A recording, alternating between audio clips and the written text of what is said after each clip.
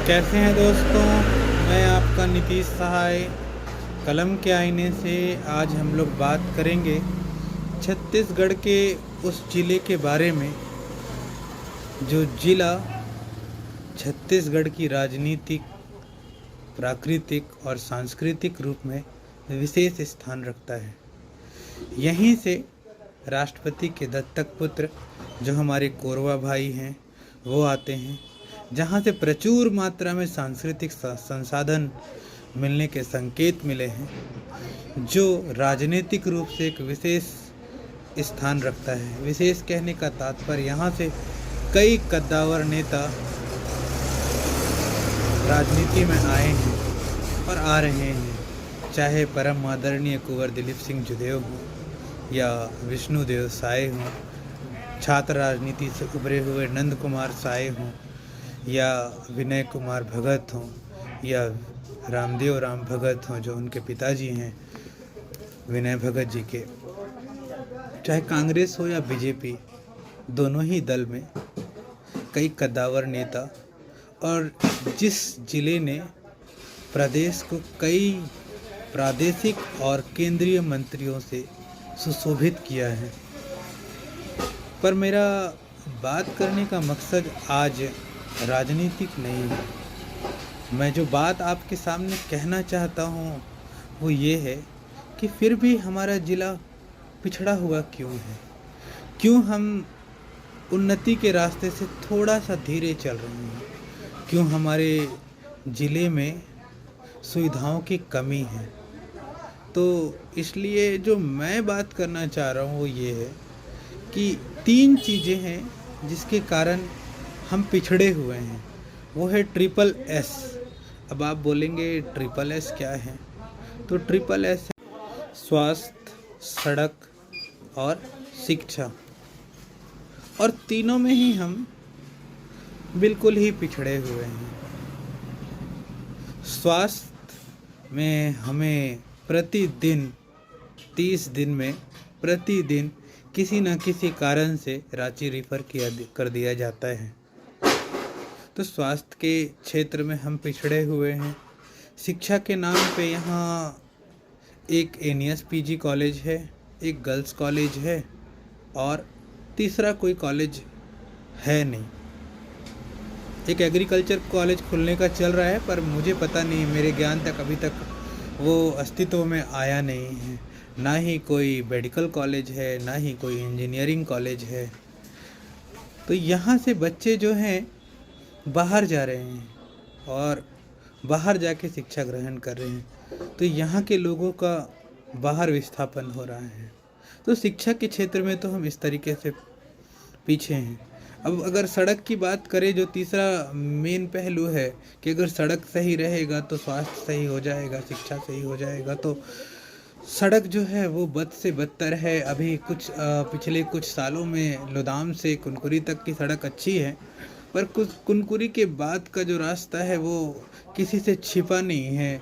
Last के 7-8 सालों से निर्माण चल रहा है, पर निर्माण में गति नहीं होने के कारण उसको निर्माण नहीं कहेंगे, सिर्फ गड्ढे ही गड्ढे हैं। या फिर आप कुनकुरी से तपकरा होते हुए लावाकेरा का जो सड़क देख लें, वो भी बद से बदतर हालत में है। वहाँ भी गाड़ी चलाना मुमकिन नहीं है। मैं तो पिछले 2-3 सालों से कहीं बाहर गया ही नहीं हूँ।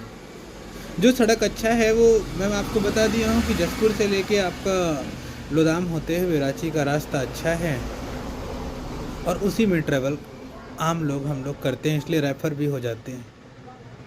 लेकिन तीनों ही चीज़ें हमारी बद से बदतर है, और इस ट्रिपल एस में काम करना ही होगा। और इसके लिए हमें जागरूक होना होगा कि स्वास्थ्य, सड़क और शिक्षा के लिए हम कैसे जागरूक हों और कैसे जागरूक करें कि आम जनता जो जसपुर की है उसको ये तीनों मौलिक चीज़ें, स्वास्थ्य, सड़क और शिक्षा मिल सके, जिससे हमारे कोरवा भाई भी लाभान्वित हो सके, हमारी जसपुर की जनता भी लाभान्वित हो सके। क्योंकि हम किसी भी मायने में कम नहीं हैं, ना राजनीतिक मामले में, ना प्राकृतिक मामले में, और ना किसी और मामले में। हमें इस ओर सोचना होगा कि आखिर ऐसा क्या करें। अभी की हमारे जो नेत्री हैं, जो सांसद महोदय हैं, उनके प्रयास से एक ट्रामा सेंटर आया है।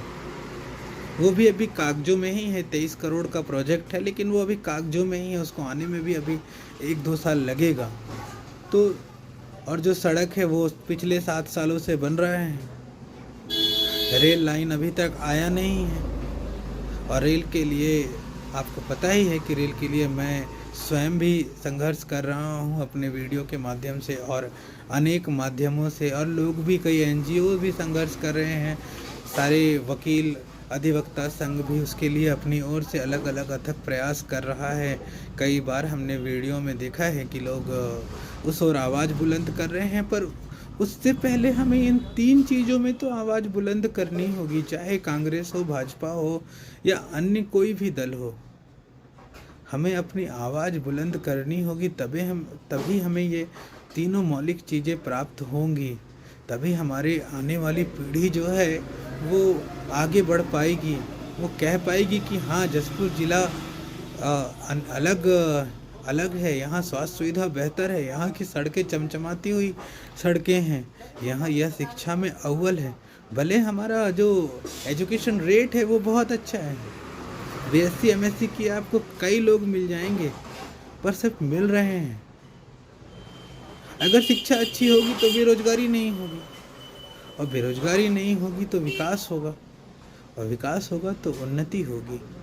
तो मेरा आप सभी से अनुरोध है, जो भी मेरा ये वीडियो देख रहा है उन सभी से अनुरोध है कि आप, मैं और हमारी प्यारी जसपुर की जनता इन तीनों के लिए, इन तीनों S के लिए, स्वास्थ्य, सड़क और शिक्षा के लिए एक कदम बढ़ाइए।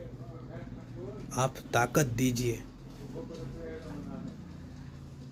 इस ओर आगे बढ़ने के लिए, क्योंकि अगर आज हम नहीं जागे सड़क, स्वास्थ्य और शिक्षा के लिए, तो कल हमारे बच्चे, आपके बच्चे सब बाहर की ओर भागेंगे। किसी को इस बात की चिंता नहीं होगी कि यहाँ की सड़क अच्छी हो, यहाँ का स्वास्थ्य अच्छा हो, यहाँ की शिक्षा अच्छी हो, क्योंकि तीनों चीज़ बेहतर होगा तो कोई कहीं नहीं जाएगा। अपना माटी, अपना ज़िला, अपना प्रदेश में ही लोग रहेंगे। और मेरा मानना है कि अगर ये तीनों चीज़ें बेहतर हो जाती हैं तो विकास में एक अलग ही गति मिलेगी, क्योंकि हम बाकी सब चीज़ों में आगे हैं, प्राकृतिक रूप से आगे हैं, सांस्कृतिक विरासतों के रूप से आगे हैं, और राजनीतिक रूप से तो हमारा कुछ कहना ही नहीं है। हमने कई सांसद, कई विधायक, कई मंत्री, कई राज्य मंत्री, कई सांसद हमारे ज़िले से दिए हैं, और वो सभी कद्दावर जगह में बैठे हुए हैं। तो मेरा मानना है कि आपका